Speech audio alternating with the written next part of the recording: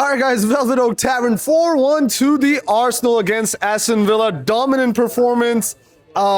Statement win. I think we won't be wrong if we say that. I got here with me today. Bosun. Bosun, bro, what do you think of that win? What do you think of it all in general? I got it. I'll just hold it. Yeah. See, first and foremost, we can't even enjoy these moments without giving recognition where it's due. Shout out to Arsene Wenger. I've been an Arsenal fan for 25 years, my whole life, and I know the Emirates was built for moments like this. This night was perfect. I know the big wins in the Bernabeu, all those ones sum up to, some memorable nights as an Arsenal fan, but this one is definitely one of them. The nights that we spend on the road to the title is the ones that I'll remember forever. That's a big shout out there. Obviously, Arsene Wenger all the way, but no, I definitely understand the emotion behind that because that Real Madrid game, like you mentioned, this game, there have been some other games maybe you can say as well that have shown that Arsenal are back on that path to glory. Yeah. And it felt like that today. And that was a build-up to this game. I hope we get that credit too afterwards. But what do you think? What was the key differences that, just made this game completely out of reach for Aston Villa? First and foremost, in the first half, the midfield was definitely lacking in communication. In the second half, or after Onana got down injured, the communication was reintegrated by the manager. That's a great point, I think. Shout out to Arteta pulling the team for a chat in the first half after that injury.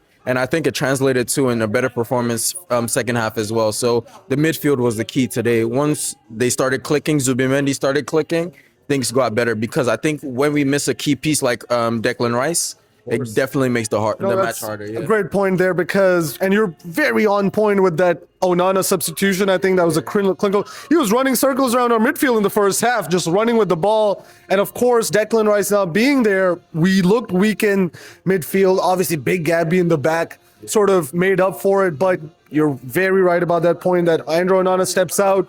Our players kind of step up more, and then Martin Odegaard almost, I think.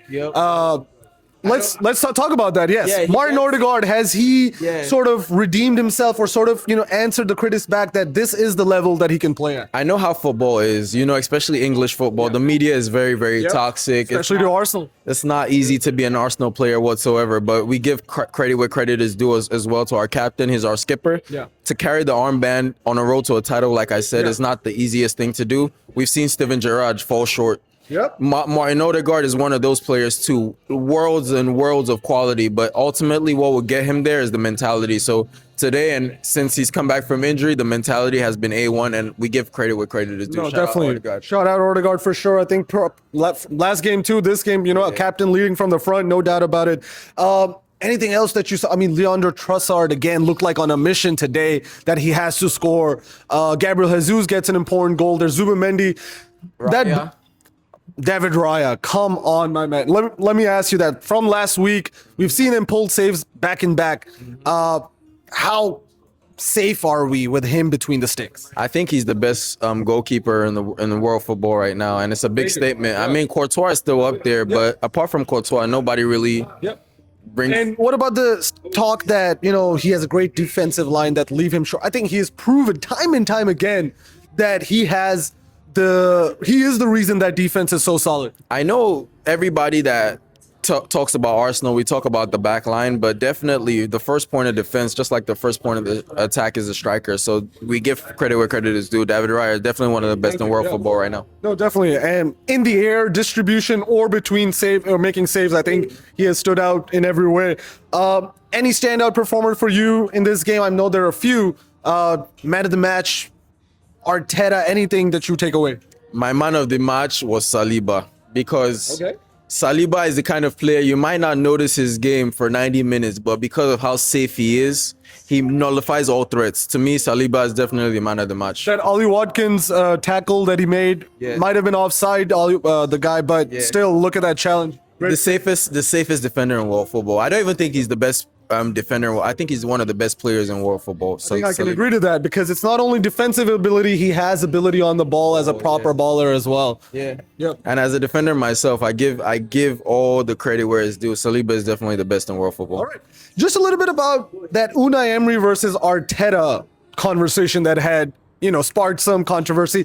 Like Chelsea were title contenders 2 weeks ago, and then where are they now? Now Unai Emery was certainly that manager that is supposed to be the best in front of Arteta.